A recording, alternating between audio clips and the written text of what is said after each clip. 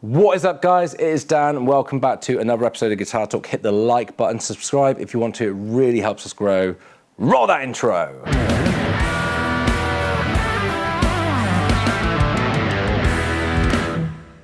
Welcome back to the channel, guys. So today we are looking at the Fender Ultra Luxe Vintage 60s Telecaster. This will be an honest review as well. This is not a sponsored review.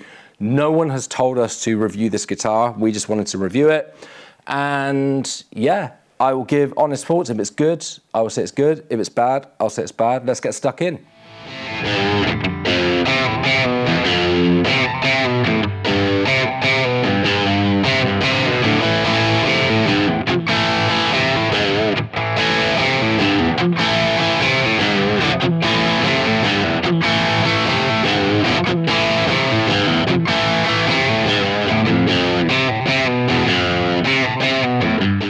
Checking out the specs at the body, we've got a big old slab of older, obviously T-shaped guitar. If we flip it over, we can see we've got all of these wonderful carves and contours, and it's a through strung body going into this 6-saddle bridge. We've got Fender pure vintage 63 Telecaster pickups in here. Volume, tone, S1 switch, so you can put these in series to make a big, like, humbuckery kind of tone. And then we've got an offset switch, which we'll go into in a minute. And then you've got a 3-ply scratch plate on here as well.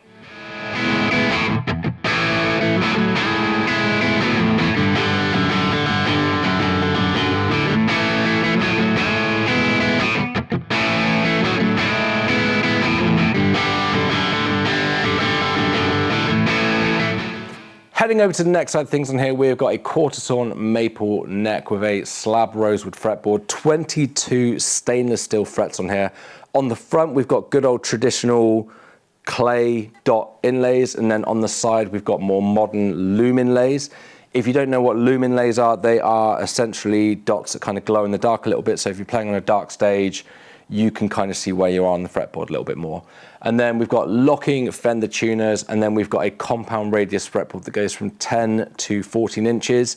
If you don't know what a compound radius is, essentially it starts off at 10, feels a bit more vintagey, a bit more rounded. Say vintagey, obviously 10 is not very vintage. It flattens out as you go up to 14, so you can get a nice low action without it kind of buzzing out anywhere or kind of fretting out.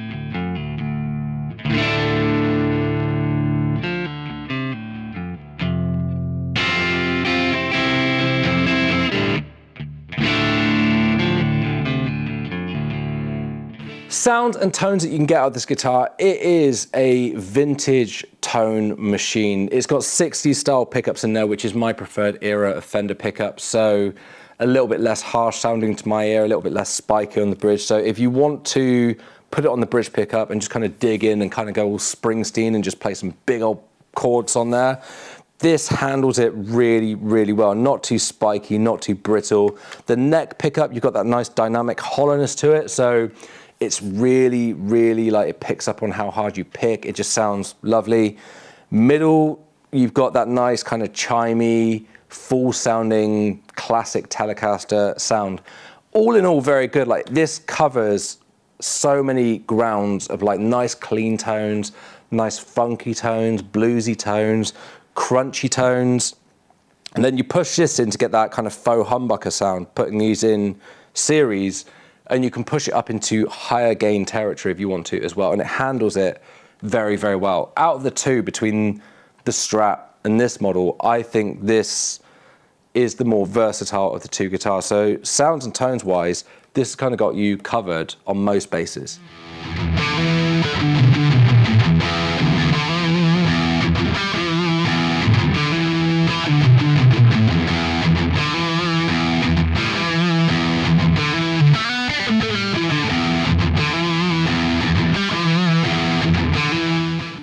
Setup on this one out of the box, and obviously as I say, I can only talk on what comes out of the box, so yours might be different to this one, but this one there's nothing to complain about here. It's set up exactly how I want a Telecaster to be set up. So the action is what I would just say is average, which to me is really good on this because it means you can dig in without kind of worrying about that you're going to fret out anywhere or that you've got to be delicate with pushing down the strings or anything like that.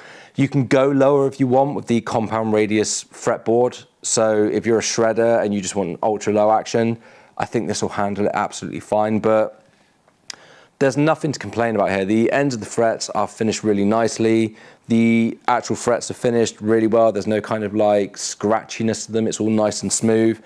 Intonation is in, which obviously 6 saddle bridge helps with, because traditional 3 saddle bridge, you always got like a little bit of a play off between like what angle you've got it on, but the 6 saddle bridge really helps dial that in. So in terms of setup on this guitar, there is really nothing to complain about.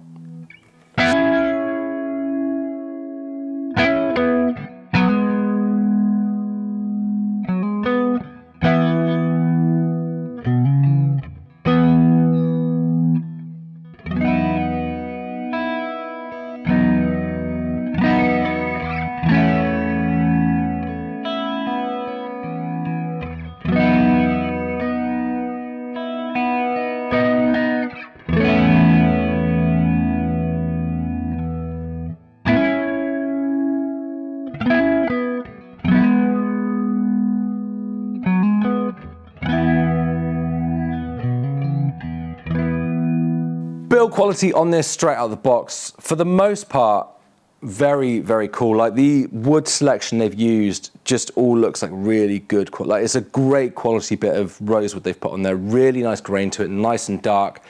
The maple looks and feels fantastic. Like the finish on there, like the aged finish is really nice. So this has got what they call an heirloom nitro finish, which it's just got like a little bit of aging to it. So there's a little bit of finish cracking. But it's not over the top at all. It's like, I like this because it's a bit more realistic to like when you find an old guitar with a little bit of finish checking compared to some of the custom shop stuff. Like I love massively relic guitars. I think they look cool as hell. But obviously in a lot of cases it's very unrealistic where you've got like all the finish missing here, all across here and all over the back. I think it looks cool as hell. But this to me is more realistic. So in terms of build quality and finish and all that kind of stuff, like all of the hardware just feels nice and reassuring. It doesn't feel like they've cheaped out on anything. It just all feels really good. Like they've even put the locking strap buttons on there for you. So all very good. The only thing I would pull them up on is the neck pocket is cut a little bit loosey-goosey for my liking. I don't know if it's supposed to be like that. The Strat that we had in didn't have that, but I could comfortably fit a plectrum down there. Like you can see I'm putting my thumbnail down there, and I can do the same on that side. Like I could put a plectrum down there, and I like a nice snug fitting neck joint. There might be a reason for this. They might all be like it. It could just be this one, but that's the only thing I would pull them up on. A guitar at this price point, I want a nice snug neck pocket on there just for like resonance and all that kind of stuff. Maybe it makes a difference, maybe it doesn't, but that's my preference.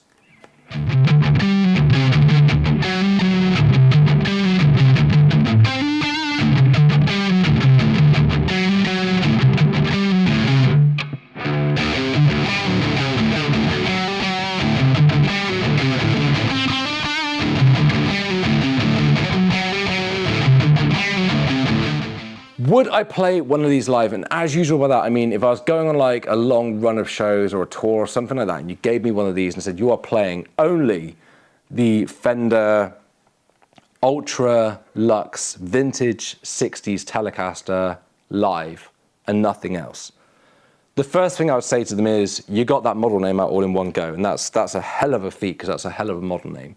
And the second thing I would say is like, cool, I'm really happy to play this live.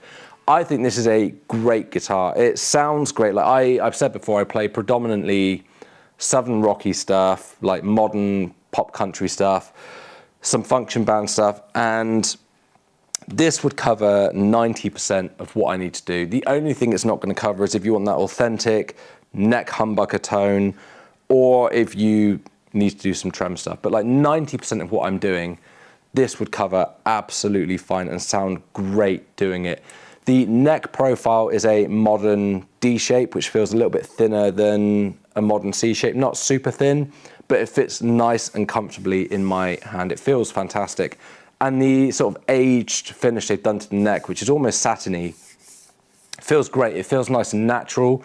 It doesn't feel over the top. It just feels like a nice old guitar. And I've played guitars before that have got that, like, they've done that ultra access heel joint, and like you get it on some Gibsons and Epiphones and stuff. And to me, it always just feels like a little bit of a gimmick. It's like, yeah, I can see why you've done it, but it's just really unthought out. You've just kind of gone, yeah, that'll do.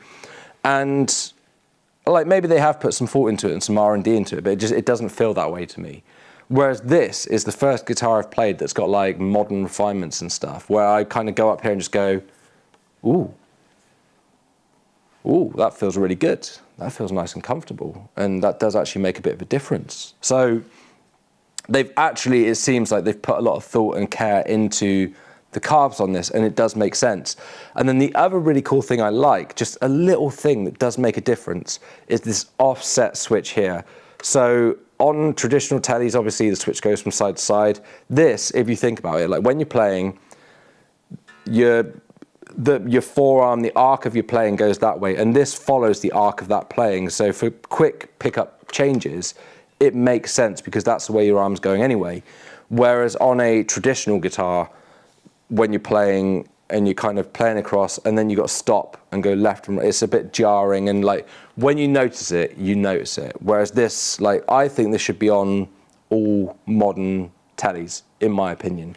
Obviously each your own. Some people might want to set that and not accidentally knock it, but I really, really like that. So would I be happy to play one of these live? I would be absolutely thrilled to play this live. Everything on this telly just makes sense to me.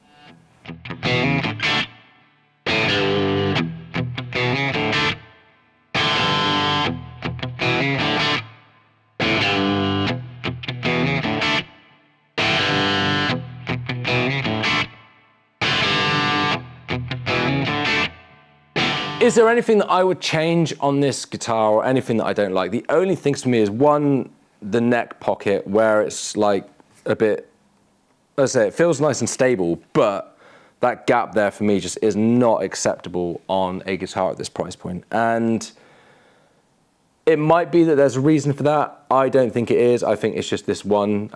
They've just cut it a bit wide.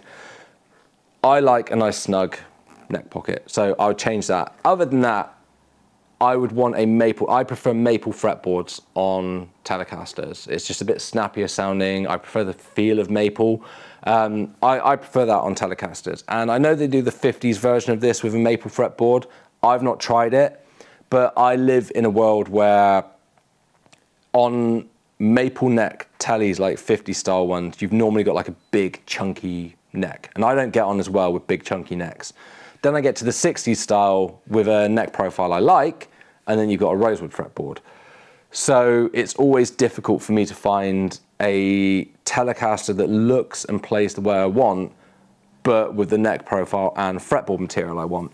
So I'd love to try the 50s one just to see if it's got this neck profile with a maple fretboard. But in terms of this particular guitar, yeah, I would just like a maple fretboard on it.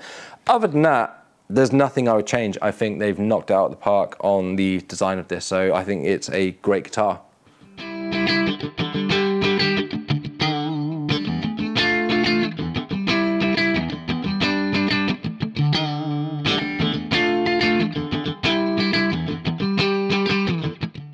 Is the guitar worth the money? Now, in the UK, these are around £3,000, which I get, like, that's right up there in terms of non-custom shop Fender. And that's going to put a lot of people off. I get that. But for what this guitar is, or for what I think it's trying to be, like, I think if you think about like what people describe as like modern boutique-y kind of brands, like Sir, Eggle, Anderson, all that kind of stuff that try and make the perfect like Strat style or Tele style guitar with like modern playability and vintage tones, like all that kind of stuff that like session players love, or like function band people love, or music students who just want to blow their student loan on like the perfect guitar to go through like music college or whatever with.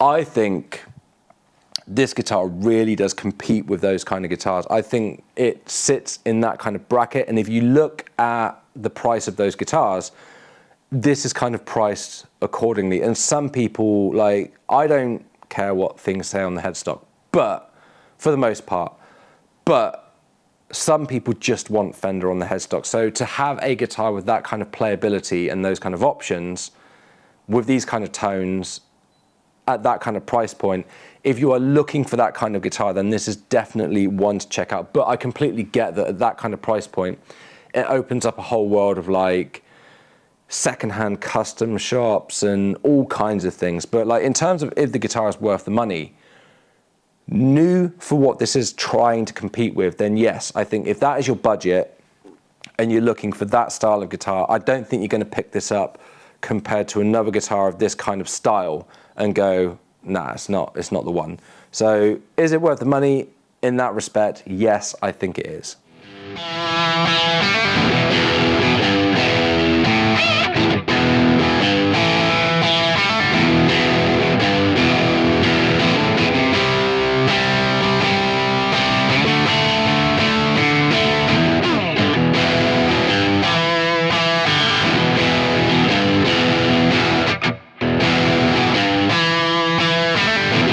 So there we go, that is the Fender Ultra Luxe Vintage 60s Telecaster.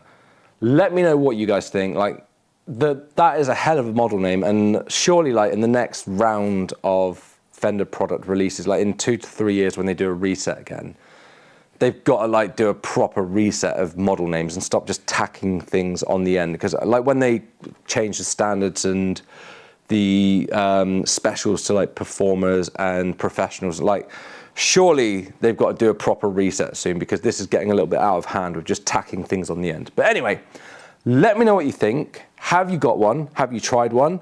Have you compared this to like a Sir or an Anderson or anything like that? I don't have one to hand to compare them side by side to see what they're like, but I'm sure people in the comments who are after this kind of thing would love to know if you've got one and you've tried one of these as well. So let me know what you think. Let everyone else know what you think. Other than that, hit the like button, subscribe if you want to, and I'll see you guys in the next video. Bye.